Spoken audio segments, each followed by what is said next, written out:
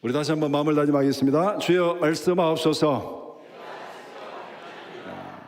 말씀대로 지켜하는 우리 모두가 되기를 축복합니다.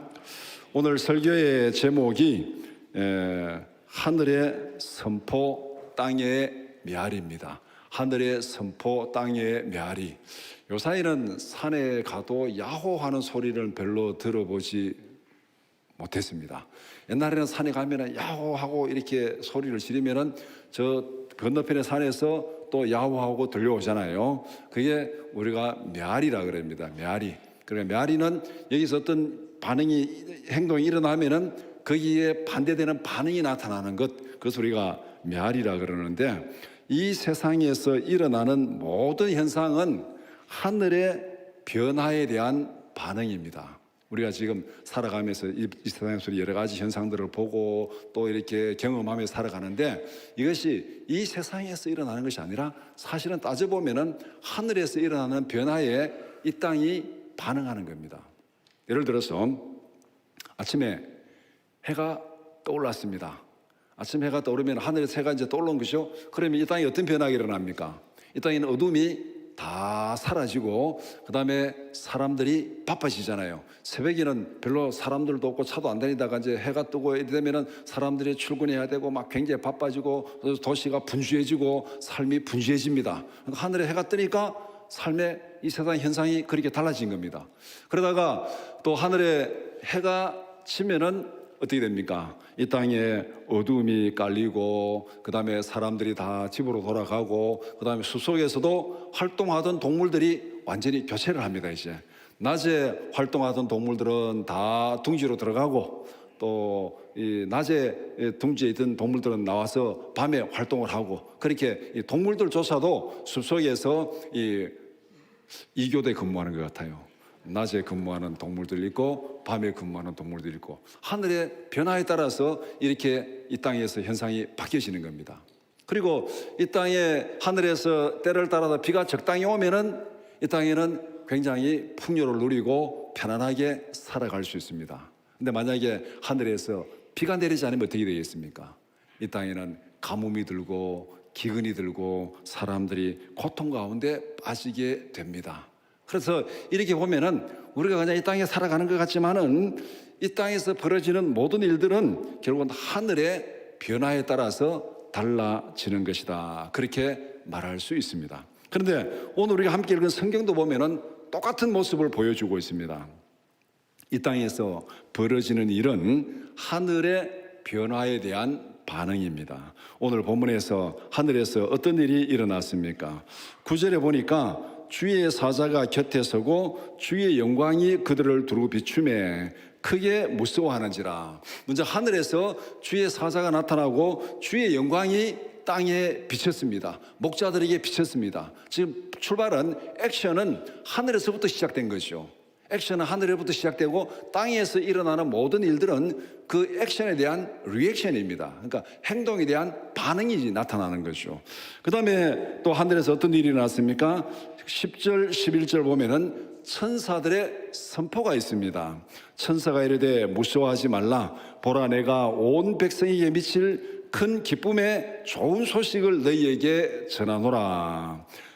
오늘 다윗의 동네에 너희를 위하여 구주가 나셨으니 곧 그리스도 주시니라. 하늘에서 하나님의 영광이 비치고 그 다음에 천사들이 하늘에서 선포합니다. 무엇을 선포합니까? 구주 탄생의 기쁜 소식을 선포합니다. 그리고 그 다음에 또 하늘에 어떤 현상이 일어났습니까? 13절 14절 호련히 수많은 천군이 그 천사와 함께 하나님을 찬송하여 이르되 지극히 높은 곳에서는 하나님께 영광이요 땅에서는 하나님이 기뻐하신 사람들 중에 평화로다 하니라. 이것이 하늘에서 일어난 현상입니다. 지금 주의 영광이 비치고 하늘에서 구주 탄생의 소식이 선포가 되고 그 다음에 그 소식이 선포되자 그의 천군 천사들이 찬양으로 화답하는 그 현상들이 하늘에서 일어났습니다. 이런 하늘에서 일어난 사건에 대해서, 행동에 대해서 그러면은 땅에서는 어떤 반응이 나타나고 있습니까? 목자들이 아기를 보러 베들레헴으로 갑니다. 15절에 목자들이 떠나 하늘로 올라가니 천사들이 떠나 하늘로 올라가니 목자가 서로 말하되 이제 베들레헴으로 가서 주께서 우리에게 알리신 바 이 이루어진 일을 보자 하고, 주께서 우리에게 알리신 이 일을 보자. 그러니까 목자들이 왜 베들레헴으로 갔습니까? 하늘에서 일어난 그 사건에 대한 반응이죠. 하늘에서 이제 설명한 그 사건들이 일어나지 않으면은 목자들은 베들레헴으로 갈 이유가 없습니다. 하늘에서 한 사건이 일어났고 그 사건에 대한 반응으로 그럼 우리가 베들레헴으로 가서 한번 보자. 그렇게 이제 베들레헴으로 떠납니다. 그 다음에 17절에 보면은 아기를 발견하고 천사들이 선포한 그 선포를 증거합니다. 17절에 보고 천사가 자기들에게 이 아기에 대하여 말한 것을 전하니, 앞에서 아기에 대해서 뭐라고 말했습니까? 오늘 다윗의 동네에 너희를 위하여 구주가 나셨으니 곧 그리스도 주시니라. 이게 하늘에서 천사들이 선포한 내용이에요. 그러니까 목자들이 가지고 아기를 발견하고 이 아기가 누구냐면은 천사들이 선포한 그 소식을 증거했습니다. 전했습니다. 그러니까 이 아이는 우리를 위해서 태어난 메시아다, 구세주다, 그렇게 목자들이 증거했습니다. 그러니까 하늘에서 주의 영광이 비치니까 이들은 그 소식을 듣고 베들레헴으로 갔고, 베들레헴으로 가서 아기를 보고 이 아기가 누군지를 소식을 전했습니다. 천사들이 선포하는 대로. 그 다음에 20절에 보면은 목자들은 자기들에게 이르던 바와 같이 듣고 본 그 모든 것으로 인하여 하나님께 영광을 돌리고 찬송하며 돌아가니라. 하나님의 영광을 찬양하며 돌아갔습니다. 앞에서 13절 14절 호련히 수많은 천군이 그 천사와 함께 하나님을 찬송하여 이르되 지극히 높은 곳에서는 하나님께 영광이요 땅에서는 하나님께 기뻐하신 사람들 중에 평화로다 하니라 하면서 천사들이 하늘로 올라갔습니다. 그러니까 땅에서는 목자들이 그 영광을 찬양하면서 돌아갔다, 그렇게 말하고 있습니다. 그러니까 하늘에서 벌어진 그 사건이 똑같이 베들레헴에서 그대로 메아리로 재현되고 있음을 여기서 보여주고 있습니다. 바로 이것이 우리가 이 땅에서 살아가는 삶의 구도입니다. 이 구도를 따라가야 돼요. 이 구도를. 우리가 살아가는 것이 우리 마음대로 내 마음대로 살아가는 것이 아니고 하나님께서 하늘에서 하나님께서 계획하시고 행동하신 그 행동에 맞추어서 우리는 하나님께 반응하고 하나님께 메아리로 살아가는, 그것이 우리의 삶입니다. 사람들의 행동은 하늘에서 일어난 사건에 대한 반응이어야 됩니다. 인간의 행동은 근본적으로 하나님의 활동에 대한 반응이어야 합니다. 하나님께서 활동하시는, 하나님께서 부르시면 응답하고, 하나님이 오라 하면 오고 가라 하면 가고, 하나님의 그 명령에 반응하는 것이 기본적으로 우리가 살아가는 삶입니다. 그런데 하나님의 명령에 불순종하면 어떻게 되겠습니까? 그거는 완전히 낙오되는 거예요. 그거는 완전히 어떻게 그냥 멸망으로 가는 거죠. 예를 들어서 요 사이에 사람들이 이제 드론 이렇게 많이 뜨잖아요. 또 개인적으로도 이제 드론이 기사해 가지고 막 띄우고, 전쟁할 때 이제 드론 많이 띄우고 그랬는데, 만약 드론이 이제 띄워가지고 지금 이게 띄운 사람이 통제를 해가지고 그 통제권 안에 들어오면은 갔다가 떴다가 왔다가 다 통제 안에 있으면은 이 드론이 안전하게 이제 임무를 수행하고 돌아오겠죠. 근데 만약에 드론이 이 통제권을 벗어나면 어떻게 되겠습니까? 이 통제했는데 드론이 말을 안 들어요. 그러면은 그 드론이 가다가 어디 가다가 그냥 추락해가지고 떨어지고 말겠죠. 바로 우리의 인생이 그와 같다는 겁니다. 하나님께서 계획하시고 하나님께서 행동하신 그 행동에 맞게 우리가 반응하고 순종하고 따라가면은 하나님의 영원한 영광에 참여하게 되는데, 하나님의 계획과 하나님의 행동과 관계없이 내 마음대로 돌아다니다 보면은 어디 가서 떨어져서 초라해가지고 영원한 멸망으로 떨어질 수밖에 없는, 그것이 바로 이 땅에서 살아가는 우리의 삶의 구도입니다. 그래서 우리는 이 땅에 살아가는 삶은 하나님의 인도하심에 대한 반응이어야 됩니다. 우리는 하나님의 부르심에 대한 메아리로 살아가야 됩니다. 그러면은 하나님께서 행하신 일이 뭡니까? 오늘 본문에서는 앞에 이제 이 주의 영광이 비치고 그 다음에 선포가 있고 찬양하고, 그러니까 이 땅에서도 그대로 다 했잖아요. 그러면 근본적으로 하나님께서 우리를 위해서 행하신 일이 무엇인가? 우리는 그 하나님의 그 행하신 일에 어떻게 반응해야 되는가? 성경에서 크게 하나님께서 행하신 일을 세 가지로 정리할 수 있습니다. 바로 우리는 이 세 가지에 반응하면 되는 거예요. 첫 번째는 하나님은 우리를 창조하셨습니다. 말씀으로 천지를 창조하시고 우리를 하나님의 형상대로 창조하셨습니다. 우리가 하나님이 우리를 창조하심으로 우리 이 땅에 존재하는 거예요. 하나님이 창조하지 않으면 우리 이 땅에 존재할 수가 없습니다. 우리의 존재 자체가 하나님의 창조에 의해서 존재하는 것이죠. 태초에 하나님이 천지를 창조하시니라. 그래서 이 땅의 모든 것이 존재하게 되는 겁니다. 이것이 하나님이 하신 첫 번째 일이고, 그 다음에 두 번째는 하나님은 우리를 구원하셨습니다. 예수 그리스도 안에서 우리를 구원하시고 하나님의 자녀 삼아 주셨습니다. 그래서 우리가 구원받고 성도로 살아가고 하나님의 백성으로 살아가는 거예요. 하나님이 구원했으니까, 하나님이 독생자를 보내서 우리를 구원하셨으니까 우리가 하나님의 자녀된 거예요. 우리 힘으로, 우리 능력으로 된 거 아니에요. 하나님이 창조하셨으니까 우리가 이 땅에 존재하는 것이고, 하나님이 예수 그리스도를 통해서 구원하셨으니까 우리가 하나님의 자녀로 살아가는 것입니다. 그리고 하나님께서 우리에게 선교적 사명을 맡기셨습니다. 마태복음 28장에 예수님이 승천하면서 내가 너희에게 분부한 모든 것을 가르쳐 지키게 하라. 모든 사람에게, 모든 민족에게 가르쳐 지키게 하고 그들에게 성부와 아버지와 성자와 성령의 이름으로 세례를 베풀라고 그렇게 말씀하고 있습니다. 이것이 예수님께서 승천하시면서 우리에게 맡기신 사명입니다. 그러면 기본적으로 우리가 이 땅에 살아가는 삶의 행동, 또 삶의 반응은 무엇에 대한 반응이 되어야 되는가? 하나님의 창조에 대한 반응이어야 하고, 하나님의 구원에 대한 반응이어야 하고, 하나님께서 우리에게 맡기신 선교적 사명에 대한 반응이어야 된다는 것입니다. 그렇다면 이런 반응이 우리에게 구체적으로 어떤 형태로 나타나야 되는가? 어떤 형태로 나타나야 되는가? 하나님이 하신 이런 창조, 구원, 사명을 맡기시는 겁니다. 그러면은 우리의 반응은 감사, 찬양, 헌신으로 나타나야 됩니다. 감사, 찬양, 헌신. 하나님께 대한 우리의 반응, 이 땅에 살아가는 우리의 삶의 모습이 감사, 찬양, 헌신. 첫 번째는 하나님께 감사하라. 하나님께서 우리를 창조하시고 우리의 이 땅에 살아가도록 한 이 모든 여건들을 만들어주신 그 하나님께 찬양하라, 감사하라. 시편 136편 1절 말씀 같이 보겠습니다. 여호와께 감사하라. 그는 선하시며 그 인자하심이 영원하미로다. 136편 5절 말씀 같이 보겠습니다.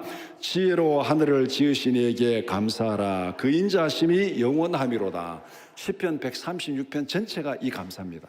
우리를 창조하시고 우리를 인도하시고 은혜를 주신 이 하나님께 감사하라. 우리의 첫 번째 사명은 감사입니다.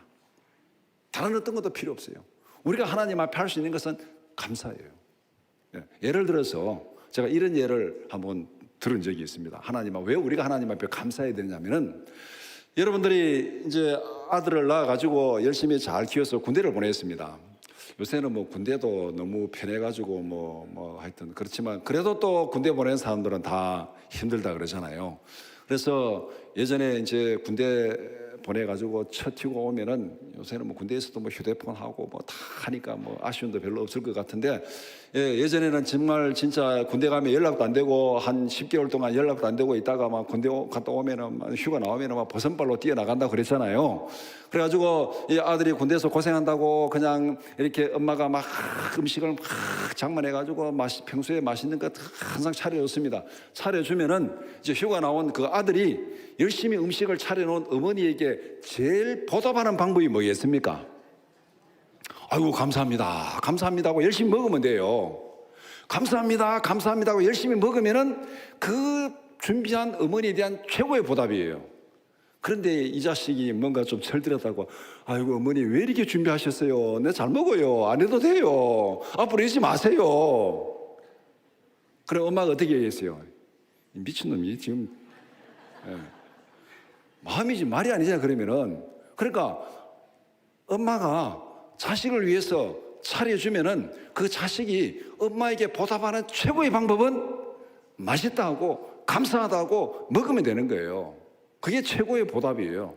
하나님이 우리에 대해서 하시는 것이 마찬가지입니다.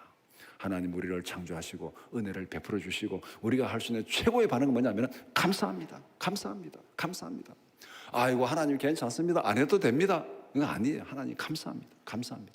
그래서 범사에 감사라 그러잖아요. 범사에 감사라. 그래서 우리가 하나님 앞에 반응 보이는 첫 번째는 감사입니다. 눈 뜨면은 감사, 눈 감을 때도 감사, 하루 감사, 순간순간 모든 반응이 처음부터 끝까지 우리는 하나님 앞에 감사로 반응해야 됩니다. 그 다음에 두 번째는 하나님의 은혜와 영광을 찬양하라. 감사가 이제 더 넘치면 어떻게 됩니까? 이제 막 노래로 찬양으로 나오잖아요. 시편 98편 1절 말씀 같이 보겠습니다. 새 노래로 여호와께 찬송하라. 그는 기이한 일을 행하사 그의 오른손과 거룩한 팔로 자기를 위하여 구원을 베푸셨음이로다. 우리를 구원하신 그 하나님의 은혜, 사랑, 영광을 찬양하라. 찬양하라. 그러니까 우리는 감사하고 그 다음에 찬양하고 그 다음에 세 번째는 하나님의 부르심에 헌신하라.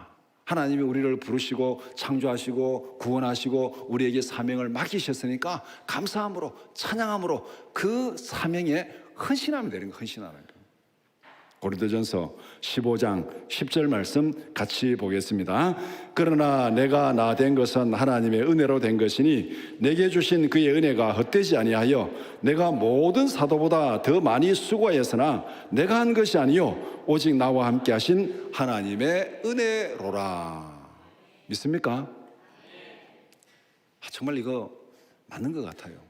여러분들 교회에서 무슨 일 맡기고 뭐 하라 할 때 나 안 할래 하지 마세요. 진짜 안 할래 하지 마세요. 왜? 나중에는 하고 싶어도 못 할 때가 옵니다. 하고 싶어도 못 할 때가 와요. 병원에 누워 있으면 어떻게 할 거예요? 그러니까 할 수 있을 때 열심히 하시기 바랍니다. 할 수 있을 때 열심히 하시기 바랍니다.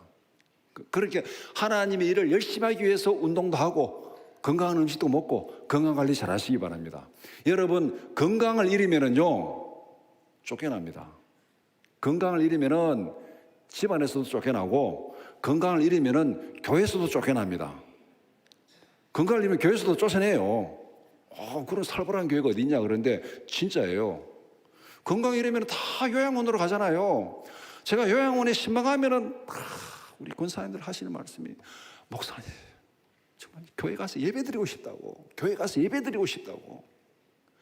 요양원에 있는 분이 하나같이 하는 얘기가 그거에 신방하면은 교회 가서 예배드리고 싶다고. 근데 왜 예배드리러 못 오는 거예요? 건강이 안 따라주니까. 건강이 안 따라주니까 쫓겨났잖아요. 예배드리러 못 오고 요양원으로 쫓겨났잖아요. 집안에서도 쫓겨났잖아요. 자, 이거는 이제 고온이 됐으니까 한번 금해해도 될 것 같습니다. 한번 설교에서 한번 얘기한 것 같은데 예전에 우리 그 남자 집사 중에서 좀 성질이 좀 이렇게 아주 막 좋게 말하면 뭐 활달하고 좀 그러면 좀 과격한 분이 있었어요. 황모철 집사님이라고. 근데 이분이 요양원에 입원했다는 말을 듣고 요양원으로 신방을 갔습니다. 신방을 가는 중에 이제 요양원에 전화하니까 요양원에 안 계시고 집으로 가셨대요. 자기 집으로 절대 오지 말라 그러더라고요. 그런데 요양원으로 신방을 가다가 지금 요양원에서 나가서 집으로 가셨다길래 차를 돌려가지고 집으로 갔어요. 집으로 가니까 그분이 거기 와 계시더라고요. 그러면서 하시는 말씀이 뭐냐면은 자기는 요양원에 못 있겠다는 거예요. 이거 사람이 죽은 거지 사는 거냐, 이게 요양원에 있는 게 이게 죽은 거지 사는 거냐. 목사님 요양원 절대 가면 안 돼요. 거기 있는 사람 다 죽어야 돼요. 그거 산 거 아니에요. 그거 산 거 아니에요. 막 나인데 막 열을 막 내면서 그 요양원 사람 죽은 거지 그거 사는 거냐고. 그거 나는 절대 거기 간다고. 내가 도망 나왔다고. 거기 있는 사람 다 죽어야 돼요. 와, 그렇게 막 열을 내면서 큰 소리 치더니 그분 보름 만에 돌아가셨어요. 그래서 집에서. 그만큼 우리가 건강을 잃으면은 집안에서도 쫓겨나고 교회에서도 쫓겨납니다.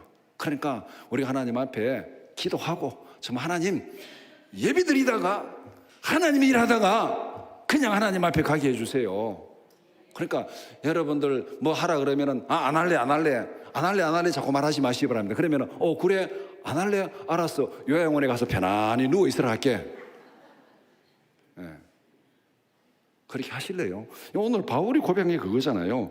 내가 열심히 수고했으나 내가 한 것이 아니요 오직 나와 함께 하신 하나님의 은혜로라. 수고하고 헌신하는 것도 하나님의 은혜이신 줄 믿으시기 바랍니다. 수고할 수 있는 건강 있는 것도 감사하고 열정 있는 것도 감사하고 믿음 있는 것도 감사하고 내가 하나님 앞에 정말 내가 가다가 쓰러질 때까지 하나님 앞에 열심히 충성하고 봉사하는 여러분들 되기를 축복합니다. 그래서 앞으로는 다시는 내가 이 나이에 이런 소리는 하지 마시기 바랍니다. 내가 이 나이에 그럼 이 나이에 주일 안 하면 뭐 할래요? 요양원에 누워 있을래요?